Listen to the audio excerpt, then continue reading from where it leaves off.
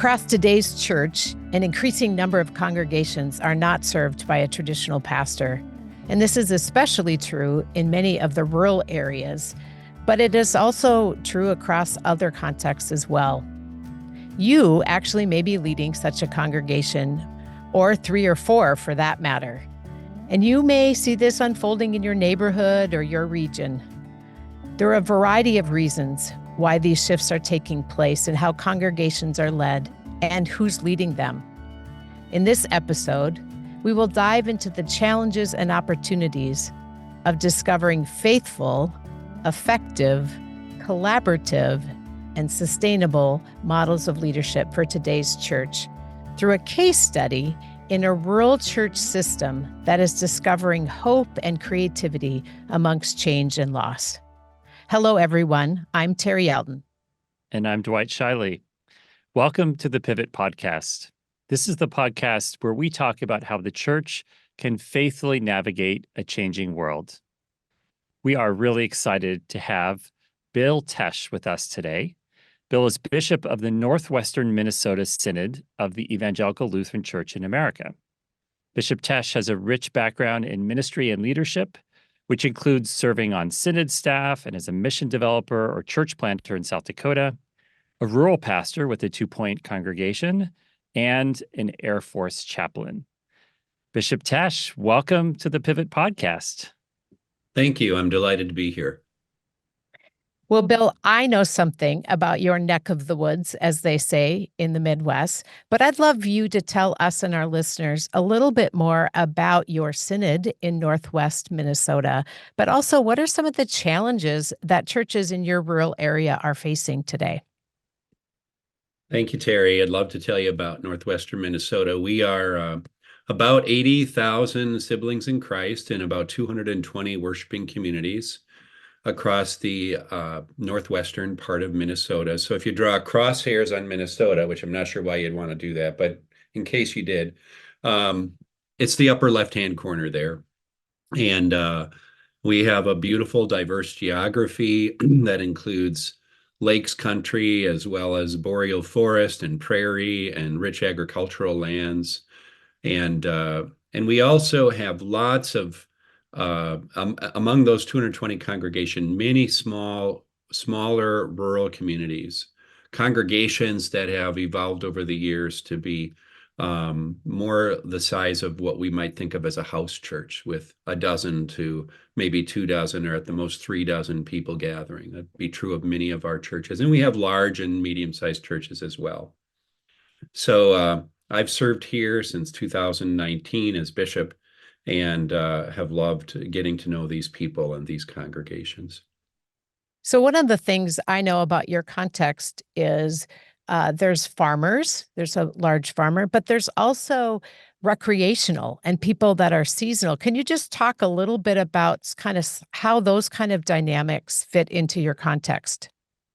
Yeah, thanks. We have a lot of diversity in terms of context. We have, as you mentioned, lakes country, where we have congregations that experience their busy season is May through September, right? As people return to the lake. And then, of course, we have congregations. Some of the first congregations started in this part of the world in the Lutheran Church, where we're in our more on prairies and in the Red River Valley, where we have a lot of our farming communities who have been really adapting to change ever since they were planted, but especially in these last several years. You know, our churches now, if you just do the math, you know, we have about half as many people, and that would be true of the whole church in North America, but it's also true of us. So we have about half as many people as we had at our peak in the 1960s and 70s,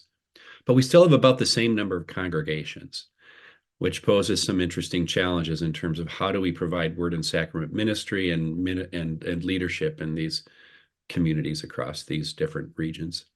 Well, tell us a bit more about what that leadership landscape looks like.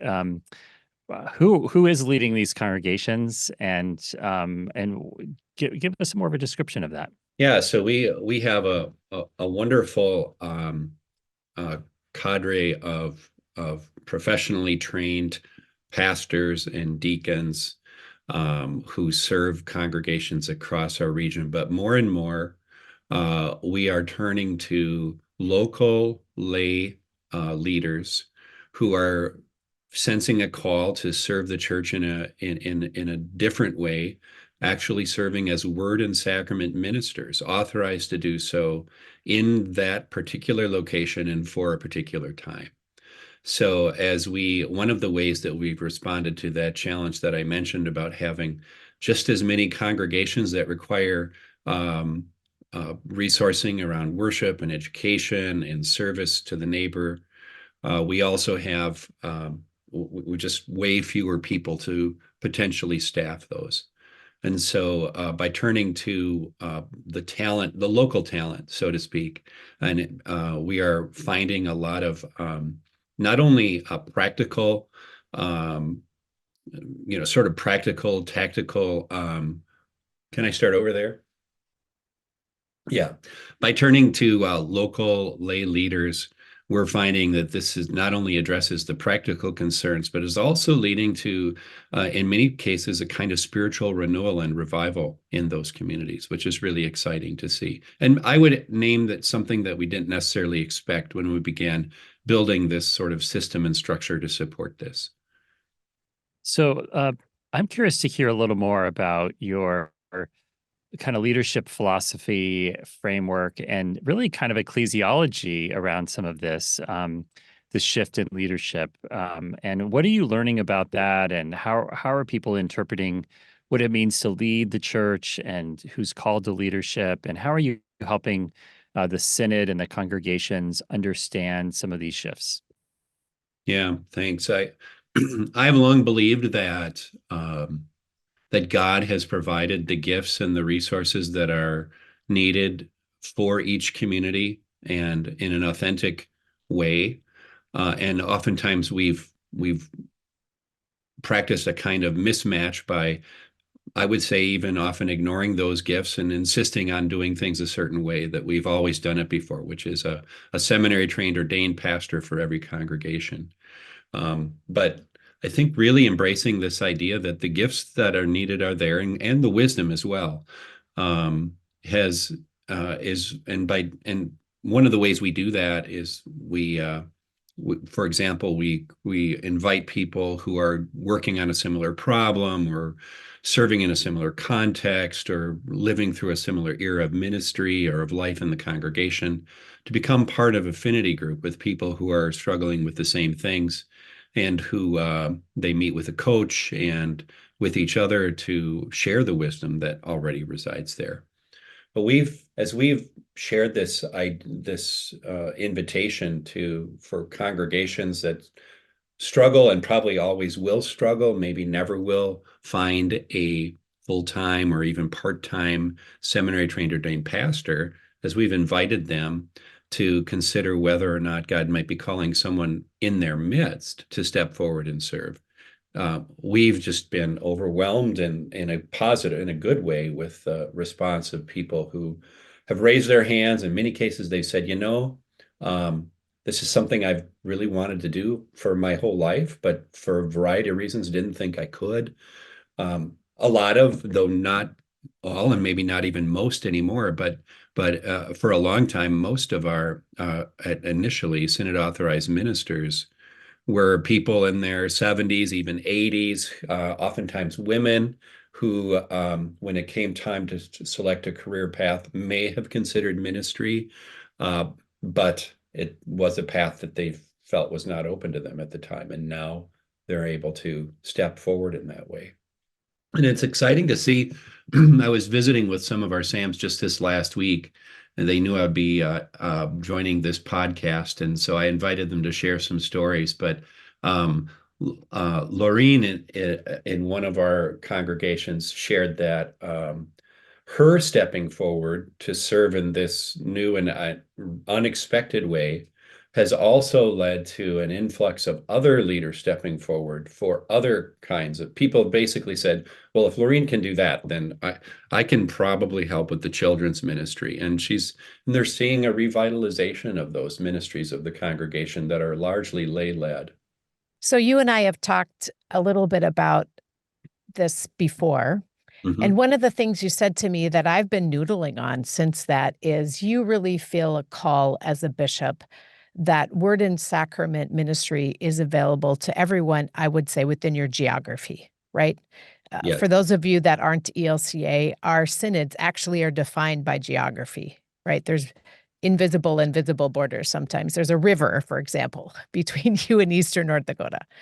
But in that, as the professional idea of leadership, right, in the clergy are less available, that doesn't mean the call to word and sacrament ministry has gone away, right? Right. So part of what's interesting to me is your sense of the whole, right, of a large geography has not only invited missional imagination and new leaders to come, but also a sense of, I think, collaboration or like, this is our calling, right? Right. Would you say something about what that's been like?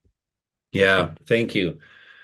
Well, it's been exciting and in many ways, I would say heartwarming to see um, people stepping forward in ways that in many cases they've for a long time longed to, and in other cases are surprised to sense a call within themselves for that.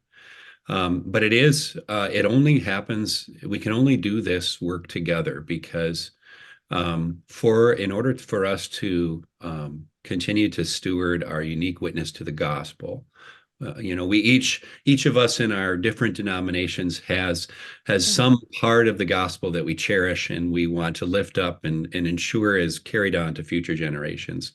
It's really important that these synod authorized ministers also be equipped and be stewarded, have their gifts be stewarded.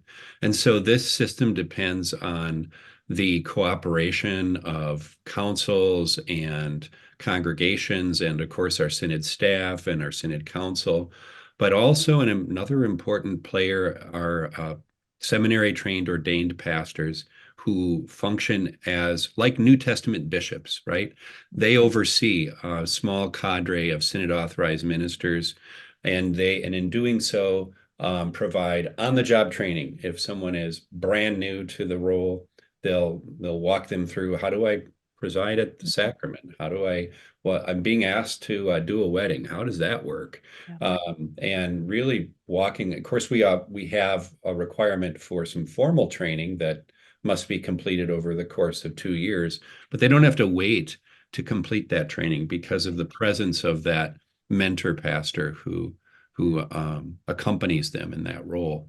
And so that's been really critical for us. And one of the key learnings we had, I think, if I often say that the rate your rate of innovation is directly proportionate to the number of oh duh moments that you have. Oh duh. And an oh duh for us was, if we could do it over again, we should have started with the mentors, right? We should have began by saying to the seminary trained ordained pastors, hey, here are the needs out there. We believe that there are people that God is calling into this work, and your gifts are going to be your seminary education. It'll be more valuable now, perhaps, than ever, as you function in some ways like a teacher and an overseer, and figure out some sort of system of organizing that group of mentor pastors. But we did it the other way around. And we're running to catch up now, but it's really going well, and we're getting good reports from those relationships between mentor and minister. So here's one thing I was thinking about as you were talking. I actually have a college friend who married a high school and college friend that is a farmer in your synod. And I'm watching him pass the farm on to the next generation. And it's much more an apprenticeship accompaniment model than an educational university type model. And I think that is something we, those of us that live in the academy, can learn from people that teach and equip leaders differently, right? Like an apprentice, I right? think so. And I wonder how have people taken to that in your area? Has that been hard for them to see that role or that way of learning be different? Because if you're looking for a trained pastor, if that's all you've known with the master's degree, this is a very different thing, right? Well, yes and no. In our part of the world, the history of immigration of European descent people here, mostly Scandinavian, mostly Lutheran, is such that some of this is just in their DNA. I mean, people came here largely to escape people like me, bishops and the big church, right? And so in the DNA of these congregations, for the most part, is already an openness to and a healthy appreciation for deep engagement by the laity. And much of that's gone underground in the last 50 years, whereas we've become a more clergy-centric church. And now, as we move away from that once again, it's starting to reemerge. And so it's largely welcomed. We receive very little pushback. I do hear on occasion maybe some undertone of anxiety from our pastors who wonder whether or not I think some of it has to do with, well, what does this mean about me and my future in ministry, right? And we reassure them that it means that their role is going to be even more vital and more important as this continues to unfold. And we do have congregations who can't imagine this as a way forward, right? I mean, it's not very many, but there are those who, for them, if the model of a seminary trained ordained pastor and the people can't, if that model can't be lived into, then that probably means we're headed towards holy closure. And that's okay too. I mean, we will work with them in that way. I don't know if that answers your question, Terry, but Yeah, that's no, I think it's important to remember we have to look further back than just the last couple decades, mhm. right? And I think that's really good history to remind us of. Maybe we just need to go back further in what's the DNA of which these churches were planted, and there might be assets there, right? Gifts there. I certainly have bishop colleagues in other parts of the country where this would simply not be possible because of that piety that exists in the DNA that lives there, and how I have a deep respect for them and an appreciation for the challenges they face, because they're facing the same challenges in terms of just the numbers of potential candidates for ordained ministry. So that's actually what I was just going to ask you. So I see you on a front edge of leading on this challenge. And I think there are, like you said, more than one way to answer the challenge, to respond to the challenge, I right? think so. But how are you taking what you're learning and trying to foster other creative conversations, number one? And second, what are the pushbacks or where are the places that within the ELCA, your denomination, our denomination, that this is just really too big of a stretch for people, some people? Yeah, it's been a process. I'll take the last question first. It's been a process that's been unfolding probably since before I came into the Conference of Bishops in the ELCA, but certainly um, seemed to be a conversation that was coming to the fore since 2019 when I came in, which is, the how do we live together as a church where we have very different polities and understandings around what's possible for lay ministry in terms of word and sacrament ministry. And I think that we have arrived at a place that where we can appreciate each other's diversity and differences, but also understand that context can drive different solutions and different ways forward.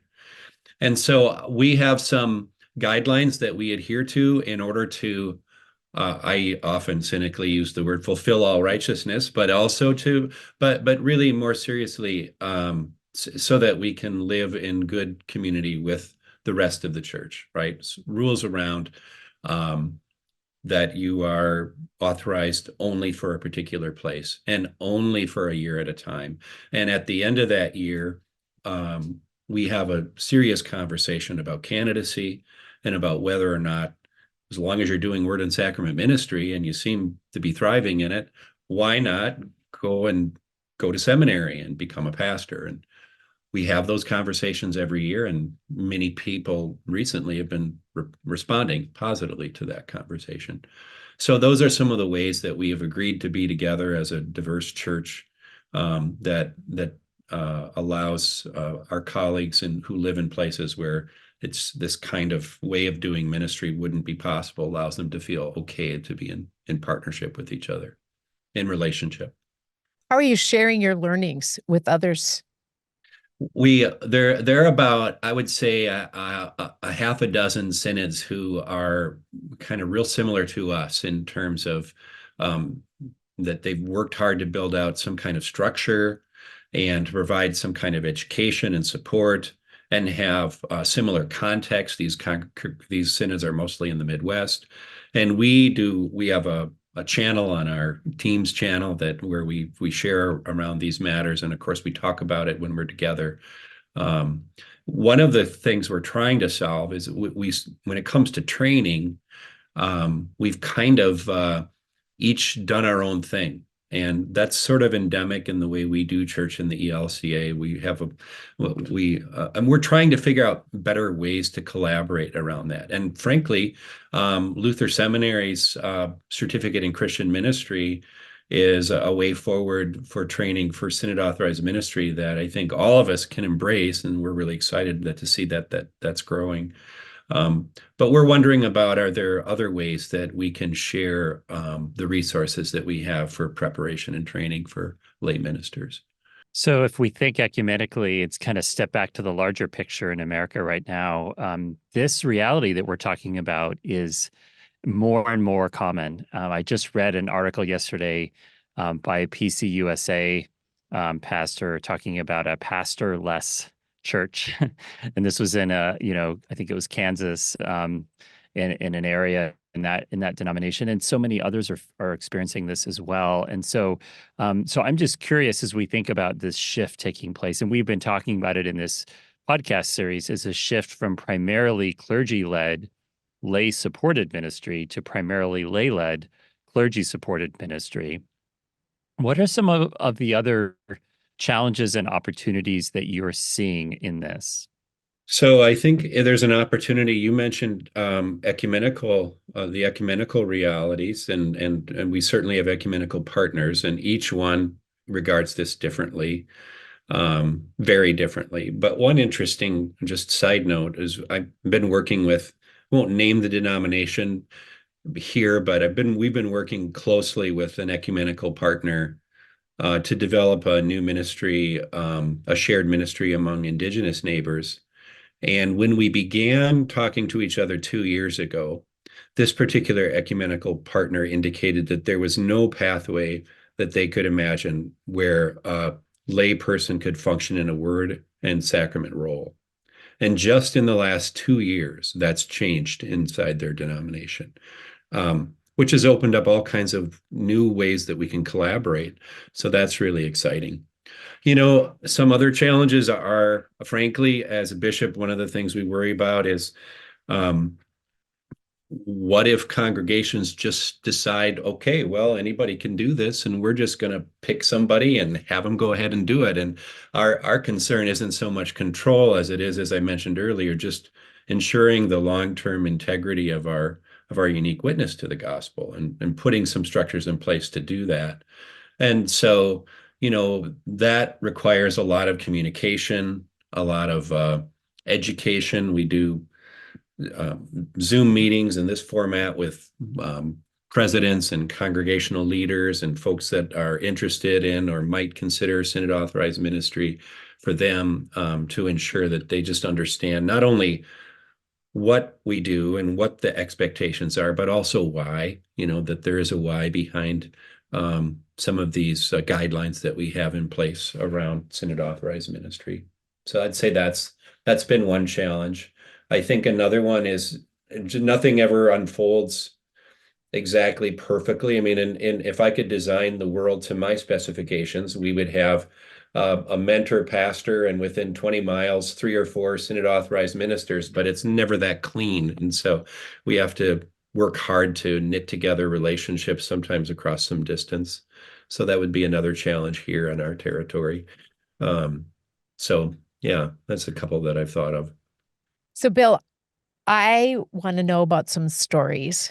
Mhm. Is there a story or two that you could share with us that are just motivating you and encouraging you to keep doing this work? Yeah. Well, just a couple of weeks ago, I got an email, and it wasn't even the main purpose of this email. It's from Jan. She's a retired educator. She's in her 70s, and she's serving as a synod authorized minister and has been for 2 years now. And she's serving a community where they were seeing 35 to 40 people in worship. But since she's been there, they've seen steady growth in worship. And on Christmas Eve, she reported they had 125 people in the building, which they have not seen that happen there probably for 30 years, right? And much of that, I mean, try to figure out, well, why is that? I mean, they've been served by skilled pastors over the years, but I think the Holy Spirit is up to something in those communities, and people are seeing that someone that they know and love from their community and functioning well in this role, and it's inspiring them to take their own faith and their faith practice more seriously too. We have a young woman named Callista who's up on the border, right? Up on the northern border with Canada. And I always have to remind potential pastors who are interested in our synod that there's an entire other country above that northern border, then people actually live there. But as you can imagine, it's often a bit of a challenge to get folks to look up in that direction. And when this congregation had a vacancy, it was evident to everyone right away that Callista needed to be the person that stepped up into the role of synod authorized ministry for the interim. Well, Callista is enrolled at seminary and she's applying for some scholarships with us and with others and serving them as a synod authorized minister. And we've heard from their leadership, why do we need to form a call committee? Do we really need to do that? Because it's going so well here, and and Callista isn't planning on moving anywhere. And so why not this as a long-term solution for us, for our ministry? And we welcome that. Um, I could tell you a lot of stories. I could keep going, but that's just a couple. So, Bill, this is so rich, and I'm going to just reflect back some of the key themes that I've heard from you in this conversation. And one is really an invitation to raise up and empower the gifts that God has given the people who are there, and not expecting that those gifts need to come in from somewhere else, but that God has really provided in that community what God needs to do the ministry God's calling the local church to do. I think that's really powerful. And then also this idea of just-in-time training, where people can remain in context and receive the mentoring and the equipping that they need. Those of our listeners who may not be aware of this, here at Luther Seminary's Faith+Lead, we have Faith+Lead Academy, which is a whole suite of on-demand, non-credit digital courses that learners can access whenever they want them and work through at their own pace from wherever they are. And so we've been trying to create and build that as a resource for situations like yours, Bill, and so many others, where God's raising up leaders who may not initially at least go to traditional seminary or may not ever, and but really do need that resourcing and that education for where they are. So those of you who are more interested, you can find more at faithlead.org. But also, I just want to reflect back again the sense of hopefulness that I hear in you, and the ways in which God is really stirring and bringing new life in the midst of all of this. Yeah, thank you. We definitely have experienced it as renewing, and we see God at work in so many ways in this. It has its challenges, as we've shared, but and you're exactly right. I love the Faith+Lead resources. We lift them up to our Synod authorized ministers as a potential pathway for them. And those kinds of just-in-time resources are exactly what we need. Because, one of the things, I just add to this, that I think one of the things that makes this possible is when we call a professional from outside the community. In our traditional model, even though it was never intended this way, it often happens that we sort of turn the whole ministry over to that person. But with Synod authorized ministry, everybody understands that the scope of their work is very limited, right? And that if we're going to do more as a congregation, if we're going to, then that's going to fall on the rest of us. And so those just-in-time resources are really perfect for that kind of environment of ministry where you have different people taking different pieces of the ministry and carrying it forward. Yeah. And Bill, I want to thank you for being a good leader with us here at Luther Seminary. The certificate program, which is courses in our degree programs, but it's not for a master's or for an MDiv, but there are clusters of 6 to 8 courses in different degree programs. The Christian ministry one you highlighted, really that experiment came out of a conversation with bishops of which Bill shared some of these challenges. And we said, let's try something. And it went so well, we've already done a second experiment and are now making it mainstreamed for next fall. And so part of what I want to both thank you, Bill, for bringing us into your challenge and your opportunities to kind of partner, but also challenge the listeners to say, who might you be in conversation with and what resources adjacent to you? Camps, you have camps in your area, right? You have other denominations and other educational partners that might be a part of that. Because I think this is a challenge bigger than any one of us is going to solve. Or even get our heads around, as you said, in a neat way in the next few years. It's going to be a bigger adaptive challenge that we do for the sake of the gospel, right? And that's pretty exciting. So thank you, Bill. And I just want to say thanks on behalf of the ELCA for being a leader in this area and responding in such a good way to your context and being faithful there. Listeners, thanks for tuning in again and wondering what this shift to lay-led, clergy-supported ministry might look like. And I encourage you to take something do an experiment, have a conversation, do something with what's nudging at you today. This is Terry Elton and Dwight Shiley signing off from another episode of the Pivot Podcast, and we'll see you next week.